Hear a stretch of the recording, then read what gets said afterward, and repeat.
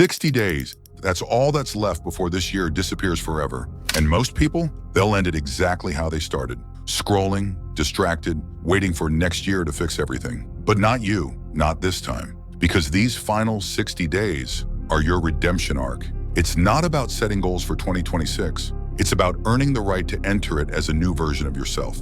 Think about it. How many promises did you break this year? The gym, the book you said you'd read, the discipline you swore you'd build? You can't fix the past 10 months, but the last two, they're yours to rewrite. So here's the challenge. For 60 days, no more comfort. Wake up early, move your body, learn something that scares you. Face the mirror every night and ask, did I get better today?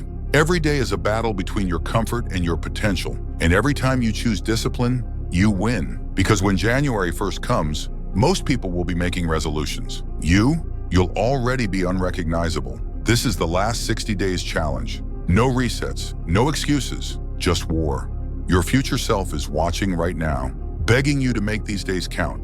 Start today. Comment below. I'm starting my 60-day rebuild. Let's finish this year like warriors. Because 2026 doesn't make you new, discipline does.